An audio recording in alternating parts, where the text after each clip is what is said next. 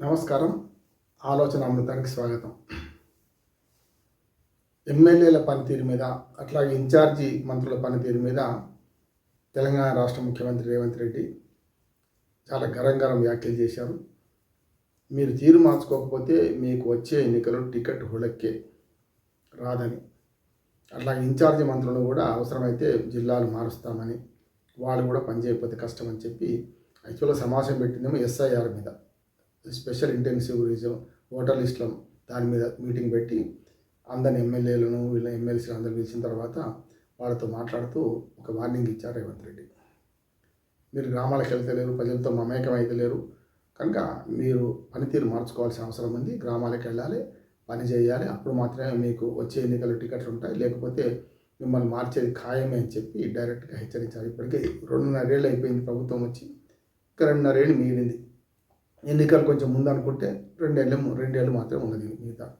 ఒకవేళ ఎన్నికల వాయిదా పడి 2028 డిసెంబర్లో నవంబర్లో జరగాల్సిన ఎన్నికలు ఒక 6 నెలలు వాయిదా పడితే, పార్లమెంటు ఎన్నికలు, అసెంబ్లీ ఎన్నికలు కలిపి వస్తే ప్రభుత్వం రద్దు అవుతుంది, అసెంబ్లీ రద్దు అవుతుంది, రాష్ట్రపతి పాలన వస్తుంది, అది వేరు. కానీ ఏదైనా సరే 2.5 ఏళ్ల తర్వాత ఎన్నికలు ఉన్నాయి కనుక ఎన్నికల లోపు మీరు ఇప్పటి నుంచి మార్చుకోకపోతే కష్టమని హెచ్చరించారు.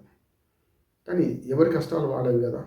ఎమ్మెల్యేలు ఏమంటున్నారు? ఎమ్మెల్యే మనోగతం ఏంటంటే పైకి అంగేవాళ్ళు, కానీ చాలామంది కాంగ్రెస్ ఎమ్మెల్యేల మనోగతం ఏంటంటే ఎట్లాగో ఈ మొత్తం 119 సీట్లలో ఇప్పుడున్న బలాబలం చూస్తే ఎన్నికలప్పటికీ 64 సీట్లు కాంగ్రెస్ పార్టీ గెలిచింది. అంటే కేవలం 4 సీట్లు ఆధిక్యతతో ఉన్నది. మిత్రపక్షమైన సిపిఐకి ఒక సీటు వచ్చింది, 45 అనుకుంటే 5 సీట్లు ఉండే. అట్లాగే కంటోన్మెంటు, అట్లాగే జూబ్లీస్ అభ్యర్థులు అంటే మన ఎమ్మెల్యేలు, బీఆర్ఎస్ ఎమ్మెల్యేలు చనిపోవడం, దాంతో అక్కడ ఉప ఎన్నికలు వేరువేరుగా వచ్చినాయి. అప్పుడు కంటోన్మెంట్ కాంగ్రెస్కే వచ్చింది, అట్లాగే జూబ్లీస్ కూడా కాంగ్రెస్కే వచ్చింది, గెలిచింది. ఈ 2 చోట్ల చూసుకుంటే మనకు ఎప్పుడైతే ఈ 2 చోట్ల గెలిచిన దాంతో 64-66 అయింది. మిత్రపక్షం సిపిఐ 67 అయింది.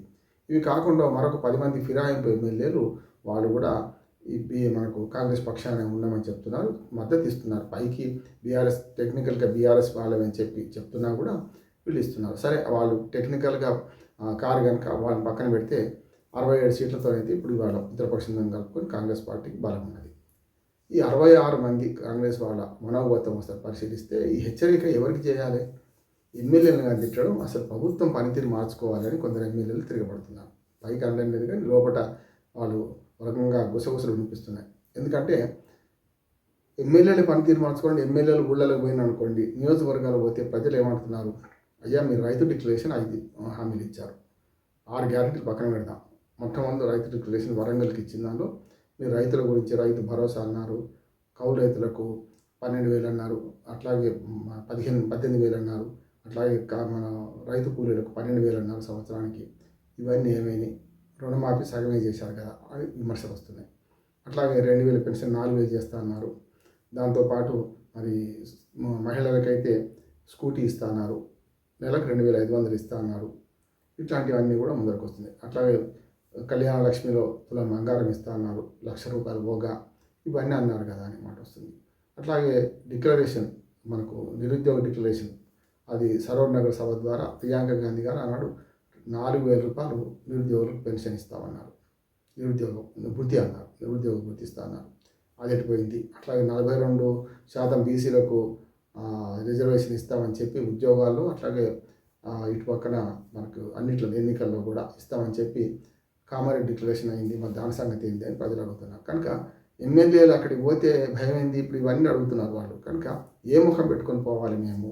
మరి ఇవన్నీ మీరు ఇస్తే బాగుండేది. కనీసం ఎమ్మెల్యే ల్యాడ్స్ కూడా, ఎమ్మెల్యేకు ₹2 కోట్ల సంవత్సరానికి ఎమ్మెల్యే ల్యాడ్స్ అభివృద్ధి నిధులు ఇచ్చేవాళ్ళు, అది కూడా లేదు కదా. ఇప్పుడు మేము ఏం చేయాలి పోయి ప్రజల దగ్గర? కానీ ఎమ్మెల్యేలు ప్రశ్నిస్తున్నాం.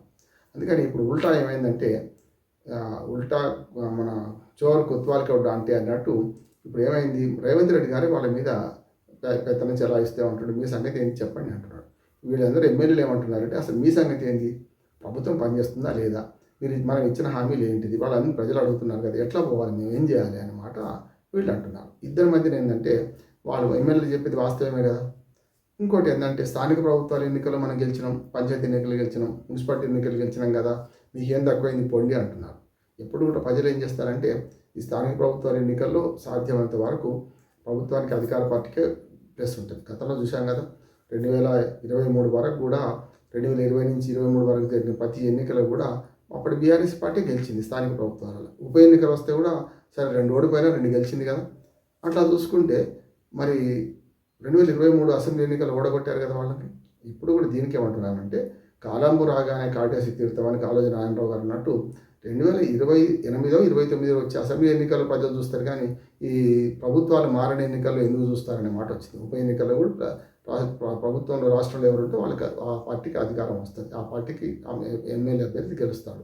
కనుక ఇట్లా చూసుకుంటే 2 ఉప ఎన్నికలు గెలిచినాం, అసెంబ్లీ అట్లాగే మున్సిపాలిటీ గెలిచినాం, పంచాయతీ గెలిచినాం అనే దాంతో రేవంత్ రెడ్డి గారు అనే మాటలకు ఇప్పుడు ఎమ్మెల్యేలు అంగీకరిస్తలేరు. ఇదంతా నేను చెప్పిన ప్రకారం అనుకుంటుంది. కనుక మేము ఏదైతే గ్రామాలకు వెళ్ళి నేను చెప్పడానికి మా ముఖం లేకుండా అయింది ఇట్లాంటి అని మీరు మనం ఇచ్చిన గ్యారెంటీలు ఏమైనాయి, ఇవన్నీ ఏమైనాయి అని ఒకటి.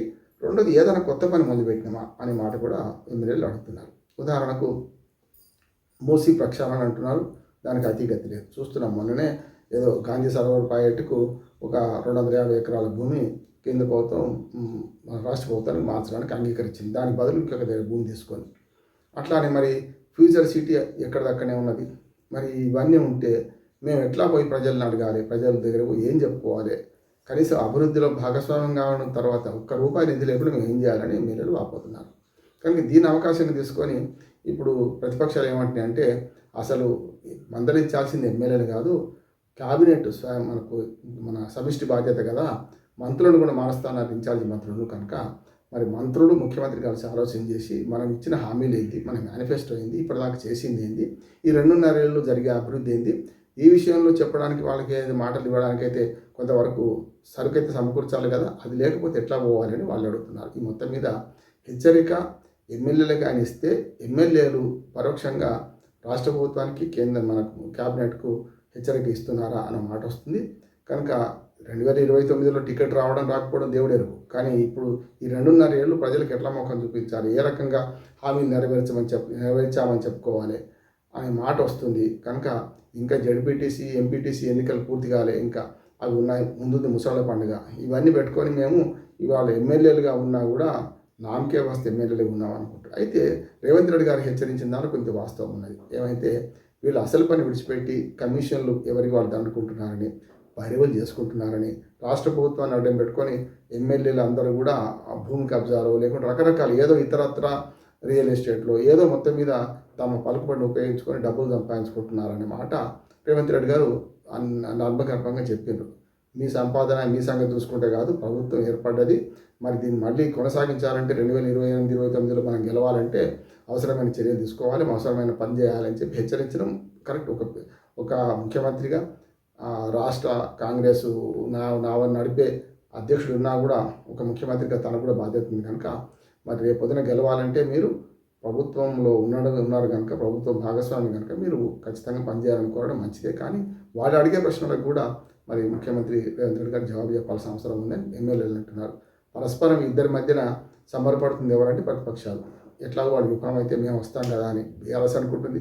కాదు, ఓసారి బీఆర్ఎస్ని 10 ఏళ్ళు చూశారు, మరి కాంగ్రెస్ను 5 ఏళ్ళు చూస్తున్నారు, మరి వచ్చేది మాదే అని బీజేపీ సంబరపడుతుంది. ఈ విషయంలో మరి ఎవరు 3 ముక్కలాట్లు ఎవరు గెలుస్తారు, ఎవరు ఓడతారు తర్వాత సంగతి. కానీ ప్రజలకు వీళ్ళిచ్చిన హామీలు కనుక నెరవేరిస్తే కాంగ్రెస్ పార్టీకి రేపొద్దున భవిష్యత్తు ఉంటుంది. లేకపోతే మరి గతంలో అహంకారం అవినీతితో బీఆర్ఎస్ ఎట్లా పోయిందో వీళ్ళు కూడా అదే ప్రకారం అహంకారం అవినీతి అట్లాగే పరిపాలన చేయలేకపోతే రేపొద్దున 5 ఏళ్ల తర్వాత మరొకసారి మరి ప్రభుత్వాన్ని మారుస్తారా అనేది ప్రజల విఘ్నత, ప్రజల తీర్పు, ప్రజలే కనుక చూద్దాం ఏం జరుగుతుంది.